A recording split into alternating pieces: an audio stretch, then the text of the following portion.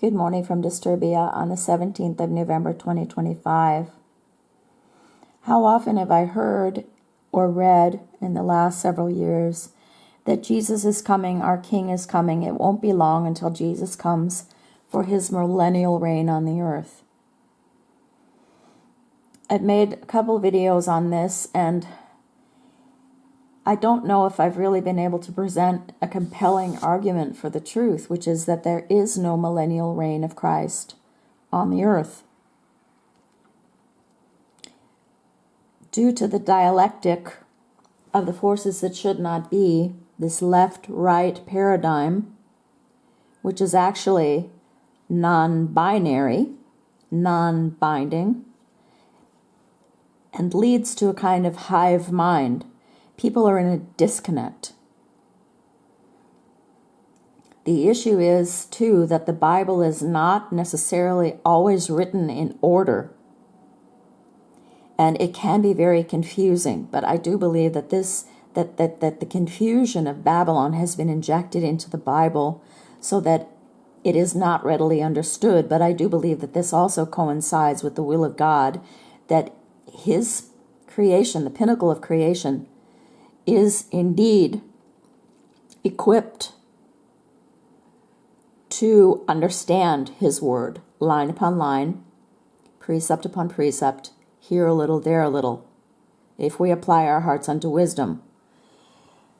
What's really interesting to me is with all of this talk about millennial reign, which is satanic, if you look at the occult authors, Blavatsky, Alice Bailey in her externalization of the hierarchy, you will understand that the golden age of Lucifer is the millennial reign. Lucifer, Satan, is going to remanifest on the earth.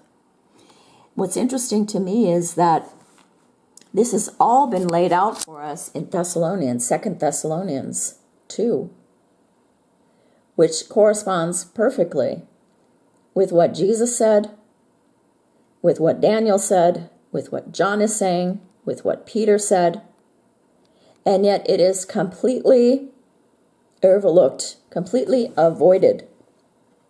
It just totally falls under the table when people are talking about the return of the Messiah. If you take a look at Matthew 24, there are other places where Jesus says this, but Matthew 24 seems to be the go-to chapter for the end of time.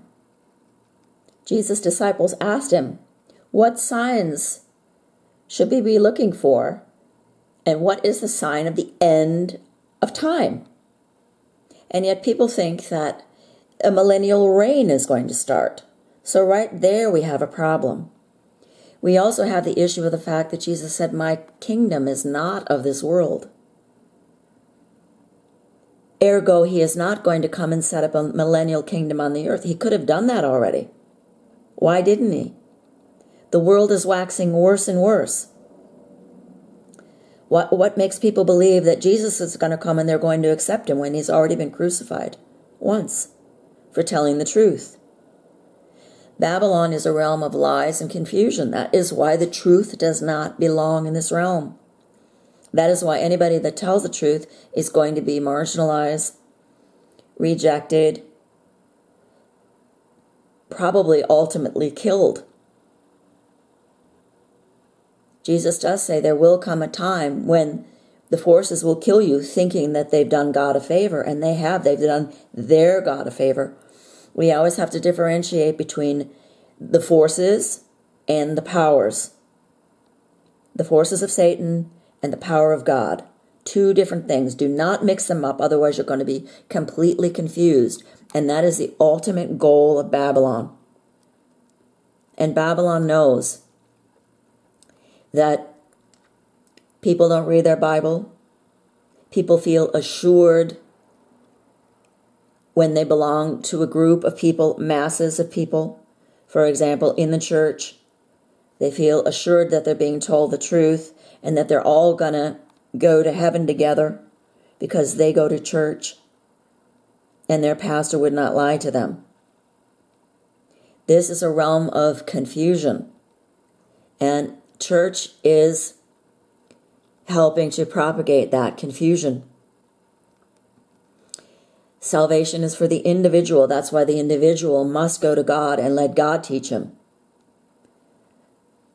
Any teacher on the internet that asks you to PayPal him or buy him a coffee should be rejected out of hand. No one should ask for money for telling you the truth, or beg for money, or tell you they need a new laptop with better features and more capabilities to show you more images that are more compelling. Nobody. Leastwise a Christian.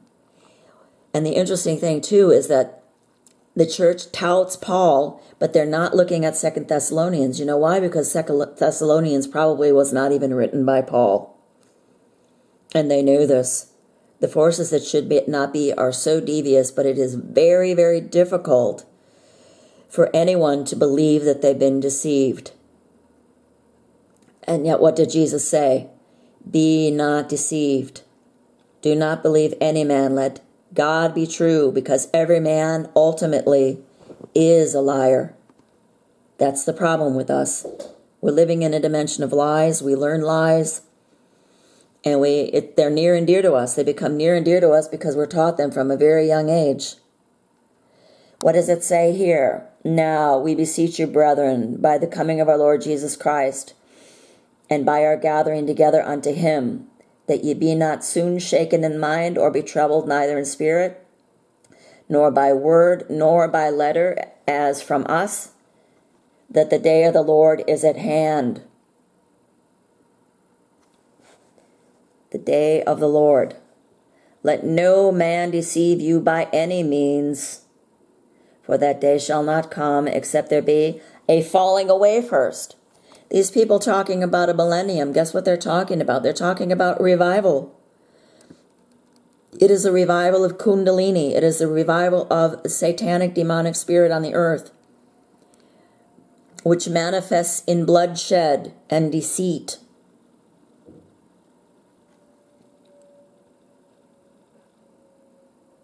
And that man of sin be revealed, the son of perdition. Who is the man of sin? Satan. He will manifest, and people will worship his image. The whole world will follow after the beast, according to Revelation 13. Who opposeth and exalteth himself above all that is called God, or that is worshipped, so that he as God sitteth in the temple of God, showing himself that he is God. This is the millennial reign, which will only last for 1 hour. This is Satan wanting to be God. He did it once already. He has shown us in Matthew, I believe it's chapter 4, I'm not sure, that he took the Almighty, God in the flesh, Emmanuel, up to the top of the mountain and said, all this shall be thine if you fall down and worship me. This is what Satan will say again. The thing about the scriptures and the prophecies, I should say, is that they are often fulfilled twice.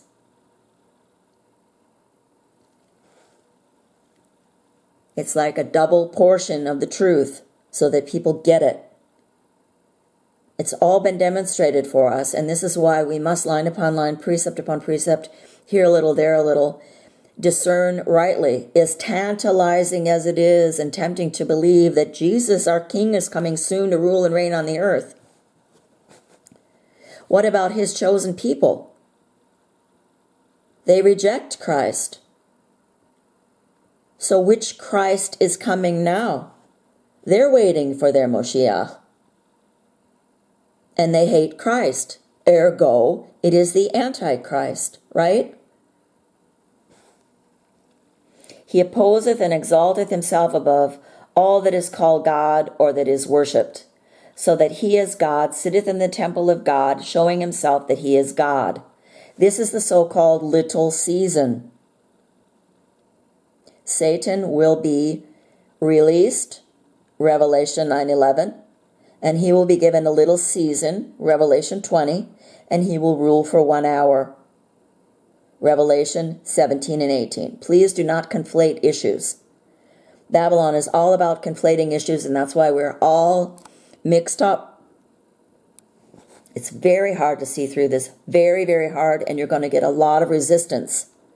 Look at the Messiah. He said, the Son of Man hath not where to lay his head. Why? Because he was on the run. Those Pharisees were trying to kill him, those children of Esau. Just after he was born and just a couple of years old. Please read the Bible. Please figure it out. I'm trying to help. But if you listen to doctrines of demons, have itching ears, you're never going to get it. The mystery of iniquity doth already work. Only he that who letteth will let till he be taken out of the way. Now that's a conundrum right there. God will let Satan be manifested. There's no question about it. And then shall that wicked be revealed, by whom the Lord shall consume with the spirit of his mouth, and shall destroy with the brightness of his coming.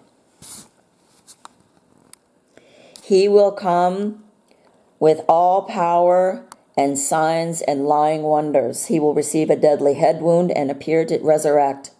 Probably he will have one eye. The forces that should not be call their God. These ministers of Baal call him the all-seeing eye. Joyce Meyer has even referred to him as the all-seeing eye. We know in Zechariah that this Antichrist has one eye and a shriveled up arm. I don't know if that's true about the shriveled up arm. It may be. We shall see. But do not be deceived. Do not be soon shaken in mind. With all deceivableness and unrighteousness in them that perish, because they receive not the love of the truth. We must love the truth. Otherwise, we will not be saved. That's the whole thing. And it is a process. It's very hard to find the truth. It's very difficult to expose lies. It's not difficult to expose them, but the consequences can be harrowing. Now, another issue is, how does this millennial reign, supposedly of Jesus Christ on the earth, our King who is coming soon, and so on, coincide with the destruction of Babylon? We learn in Jeremiah, when the 70 years are fulfilled, I will punish the king of Babylon and his nation and the land of the Babylonians for their guilt, declares the Lord. Who is Babylon? Babylon is Esau. Jeremiah 29:10. For thus saith the Lord, that after 70 years be accomplished. That could be 70 years, it could be 75 years, it could be 80 years. It's whatever God says it is. But according to Psalm 90, which I did not put up, there is a time frame between 70 years and 80 years. So I do believe that this thing is going to go down quickly now, because we're coming up to the 78th year of Mystery Babylon. Counterfeit Israel, founded on the blood of the children of Jacob in World War I and World War II. Babylon, I will visit you and perform my good word toward you, in causing you to return to this place. You might say, well, Babylon was already destroyed. No, it was not. Esau's Babylon. He still has his yoke on the children of Jacob, Israel, and only God can break that yoke. And it has partially been broken now, because I see it, maybe some of you see it, and there are others that see it, but unfortunately they're not really willing to speak out because they're afraid. They're afraid. But what did Jesus say? You lose your life, you will find it. If you seek to hang on to your life, you will lose it. Daniel 9. The first year of his reign, I, Darius, understood by the books the number of the years whereof the word of the Lord came to Jeremiah the prophet, that he would accomplish 70 years in the desolations of what? Jerusalem, the wicked, bloody city, according to Nahum 3, Habakkuk, and according to Jesus Christ himself. So, what I'm saying is, this millennial reign does not align with the fact that counterfeit Israel, Mystery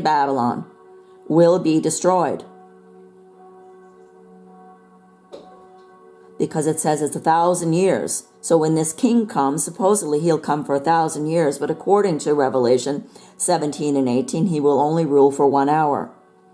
And then Babylon will be destroyed. There's so many verses in the Bible about Babylon being destroyed. Look in Isaiah, look in Jeremiah, look in Revelation. Maybe I'll do some more videos on those.